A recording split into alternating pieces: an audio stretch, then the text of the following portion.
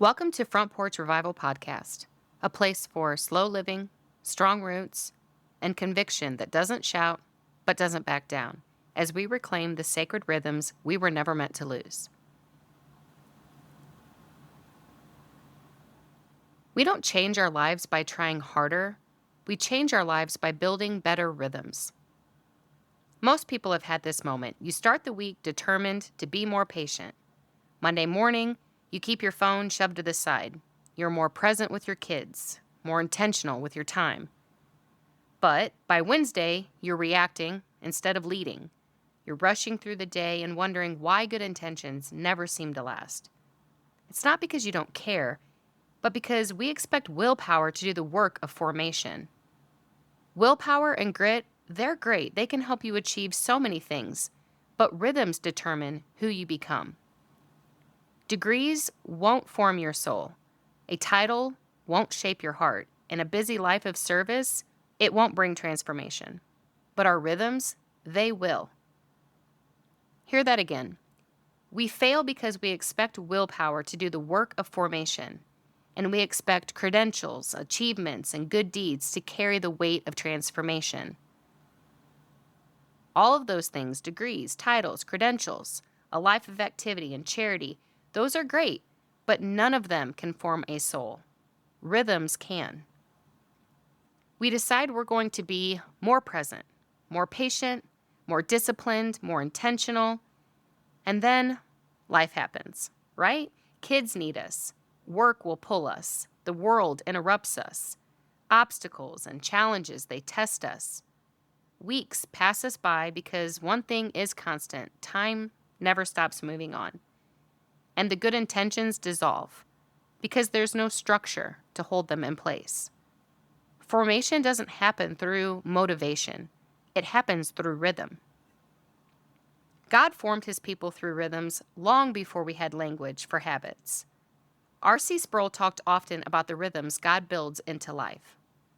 He pointed to the Sabbath as a divine rhythm of work and rest, a gift that reminds us our worth is not tied to constant productivity, but to resting in God's provision.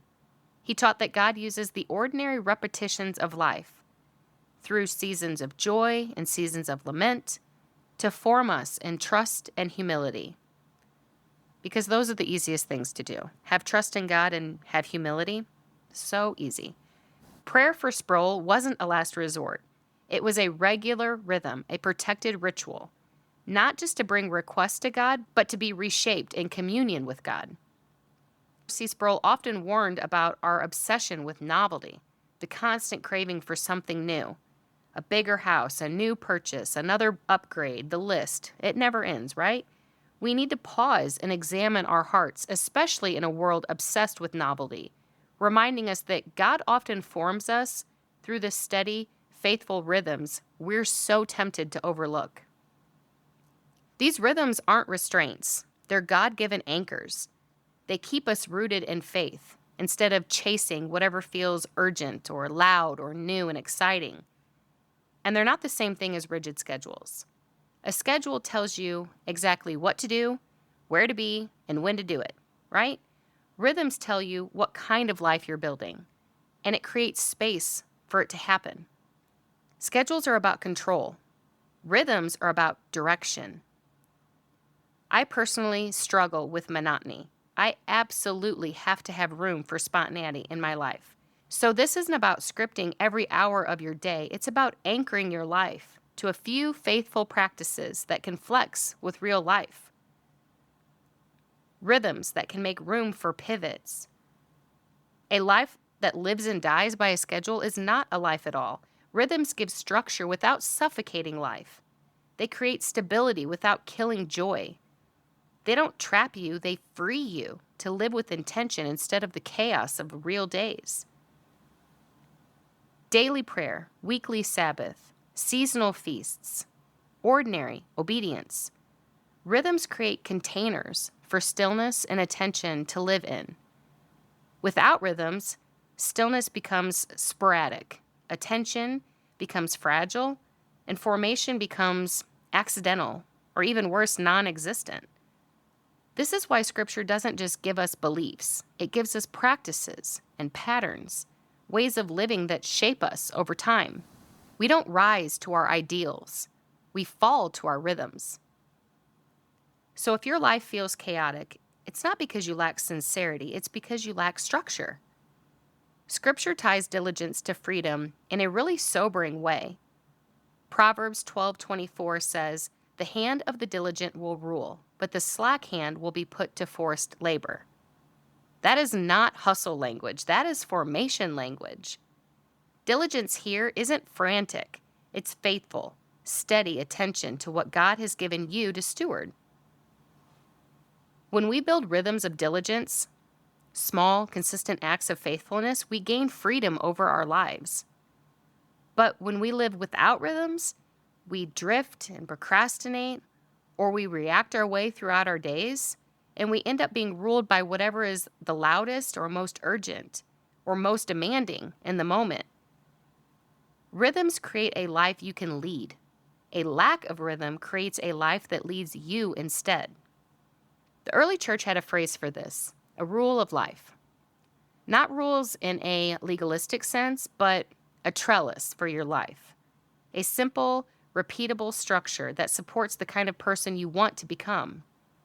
Vines don't grow stronger without a trellis, they grow wild. And we don't become more faithful without rhythms. We become more scattered. A rule of life doesn't constrain life, it supports it. It gives your attention a home. It gives your stillness a container. It gives your values a shape. If we're wondering what rhythms of life actually look like, we don't have to guess. Jesus lived within rhythms, right? He regularly withdrew into quiet places to pray. Not because he was overwhelmed, he was Jesus, but because intimacy with the Father was how he stayed rooted. Withdrawing into solitude gave Jesus clarity of his mission, emotional steadiness after crowds and demands. It gave him ongoing intimacy with the Father and discernment before major decisions. Jesus didn't retreat because he was weak. He withdrew because he was faithful. Submission to God's rhythms of work and rest, recentering our identity around the Father and not performance. Honoring rest as a rhythm of life has so many benefits. Rest is the only way to prevent burnout. It models healthy boundaries for our children. It gives us permission to acknowledge limits of our bodies. And it reminds us that even when the world feels like it's burning around us, we are allowed to pause and to regroup.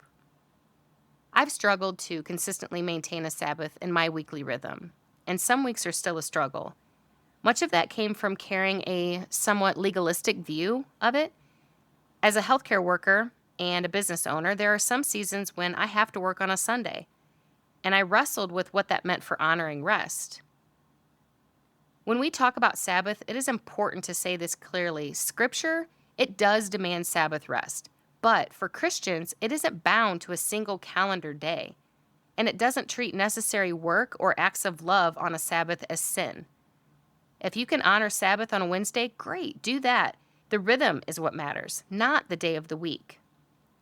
Jesus himself healed on the Sabbath. He allowed his disciples to pick grain when they were hungry. And he said plainly that the Sabbath was made for man, not man for the Sabbath. Sabbath was never meant to be a burden, it was meant to be a gift. So let's remind ourselves, the heart of Sabbath is rhythm, regular rest, worship, trusting in God's provision, not rigid calendar keeping. For some of you, your Sabbath might be on a Sunday. Great. For others, it might be a weekday afternoon. For moms with young kids, it might look like choosing rest in the middle of a messy, ordinary day. I just want this to be clear for anyone who's been tempted to skip Sabbath because you feel like you didn't do it correctly or you aren't doing it correctly. Rest that is imperfect is still obedience. Don't let perfectionism rob you of the gift of rest. The point of Sabbath is not rule keeping, it's recentering your life on your relationship with God instead of productivity. Another important point to make is that Sabbath was never meant to be mindless rest. It was meant to be intentional. Again, time set aside to turn our attention back to God and remember who sustains us. but somewhere along the way, we traded stillness for stimulation. Instead of quieting our hearts, we're tempted to fill every moment with noise. And even when we practice a weekly reset, many of us think we're resting, but we're not practicing Sabbath. We're practicing distraction. Another rhythm I've been trying to reclaim is community. Jesus often used meals as a form of discipleship. Everything is better with food, right? When we invite people to our table or accept an invitation from others, it has very little to do with the meal itself. We invite formation through presence, relational discipleship, teaching in ordinary moments, the restoration of dignity and belonging. Jesus didn't primarily disciple through platforms. He discipled through proximity and shared meals. In a culture built on digital connection, the table may be one of the most countercultural places we can gather. Jesus stepped away from crowds to rest. Rhythms of retreat before making decisions provide discernment, emotional clarity, submission of will to the Father. Jesus didn't make major decisions from noise. He made them from stillness. He prayed before decisions instead of reacting from urgency. None of this was accidental. These rhythms protected his clarity, grounded his mission, and kept his love from becoming performative. And yes, we live in a different culture than Jesus. We carry phones, we have a faster pace of life, but the human soul hasn't changed. What Jesus practiced for formation still works for formation today. We don't follow his rhythms because we live in the same world. We follow his rhythms because we carry the same human limits. Many of us are actively trying to disciple our homes with good intentions, but little to no structure. I know I'm not the only one here. We want prayerful homes, but we don't build prayer into the day. We want present families, but we don't build margins to protect that into our schedules. We want peaceful homes, but we run them at a fast pace. Children don't learn rhythms from our hope. They learn rhythms from our habits. Scripture speaks directly to this kind of formation in Proverbs 22:6. Train up a child in the way he should go, and when he is old, he will not depart from it. But the word train in this verse comes from the Hebrew word hanak, which means to dedicate or initiate. It was the same word used for dedicating a house or a temple to its purpose. So the verse is not primarily talking about lectures or rules. It's talking about initiating a child into a way of life. And the phrase, the way he should go, literally means according to his path. So in other words, discipleship in the home is not about controlling children, as if they could be controlled. It's about forming them through rhythms, habits, and patterns of life that orient them toward God. Because children don't primarily learn from what we say. I know mine don't. They learn from the path we walk in front of them every day. We train our children by the rhythms we build around them. How we begin our mornings, how we move throughout our days, how we respond to stress, and how we practice rest. Children don't absorb our values from our speeches. They absorb them from our patterns. When a mother builds a disciplined rhythm of prayer and presence, work and rest, she's not just organizing her home. She's forming integrity. She's forming character. She's forming values. And yes, she is forming the kind of stability that children experience as joy and safety. And this isn't about rigid perfection. It's about faithful repetition. Over time, rhythms become the road our children learn to walk when we're no longer setting the pace for them. What feels small and ordinary to us is formative to our kids. A slow morning fueled by creativity instead of screens, dinner together, evenings on the porch watching the sunset, a slow rhythm before bed. These are not dramatic acts. They're formative ones, and they're beautiful. Over time, they become the liturgy of our home. Here's a simple way to start this week. Not a full overhaul, nothing crazy, just 3 rhythms. 1 daily rhythm. This could be 10 minutes of stillness or prayer. 1 weekly rhythm. A shared meal, a Sabbath moment, a walk without your phones, whatever it may be. and then one nightly rhythm, a moment of reflection or gratitude, a routine before bed. You can write them down. You can put a note in your phone. Whatever you have to do, just protect them imperfectly. Let them grow over time. Rhythms don't need to be impressive. They just need to be sustainable. Stillness gave you clarity. Attention gave you direction.